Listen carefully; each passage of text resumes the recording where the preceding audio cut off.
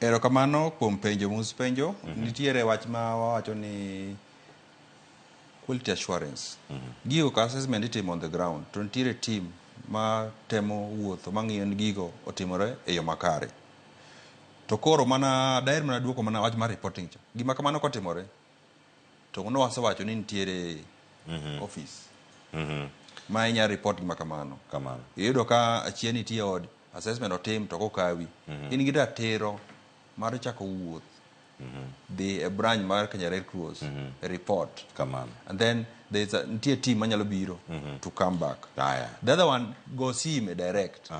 To jo sime mokawo sime ne boro ng'ato. Mondo ipuru ni gima wacho no. Be en gima meet the threshold mani wacho cha. Wakawo Susan kaka credit ni pokoro. Susan in Eldoret ichio nade? Eldoret unade machiegni penjo mari en mane? Penjo mara ni akoro. Lakini hata ne Eldoret to pinyo chodonjo anyando to muomonwa ot. Wan kony mora mora wayudo wakanjo onge mapiyo ketho ot mawinjo ni gimora mora onge ma nyalo konyo. Koro kony mora mora kata joma osewuotho kanyo manyisowa ni jok manyopiyo konyo ni to wan waneno mana TV ni to iyudo kony to wan to pok nwayudo nyaka nini. Koro kong'e nang'o matimore e state wa Makorowe no. To bende Susan ka gwenge ma Korowe sani to nitiere Eldoret bende namba mar jo Red Cross mantie ka mosebedi ka iwacho kaka ma sirkal cha bende osegoye gi jogo mantiere alworau?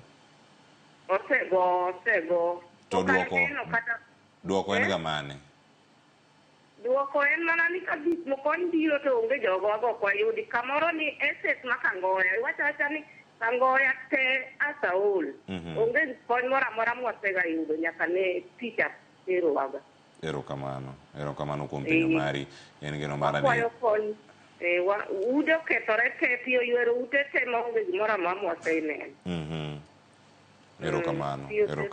Erokamano mano gwenge ma Korowe. Erokamano ya Susan ang'eni jakang' meduoko koro jakang' waringo mane wiye kanyo mondo mi siu machielo ka donjo yudo kiseduoko kata riyo moko mane wiye ka ang'e dhi nyime mondo mi duoka mane nitiere. Abiro dhi wach mar loans. Ng'ato nowacho wach mar loans ni ere kaka onyalo konywa. Mano Dennis kan Kapsabet kanyo. Dennis kan Kapsabet. Weche mag ahero. Dennis ne wasewacho wach moro kanyo mar livelihood ni bang' masira ni ere kaka onyalo dhi mbele gi maisha.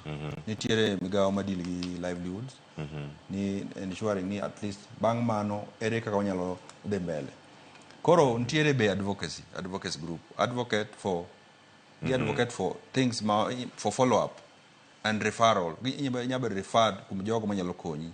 Mana kaka nawacho cha ni gima kamano kotimore report go sime get you direction inya dhi office direct in office ka in office to go sime you go direction kaka nyalo konyi.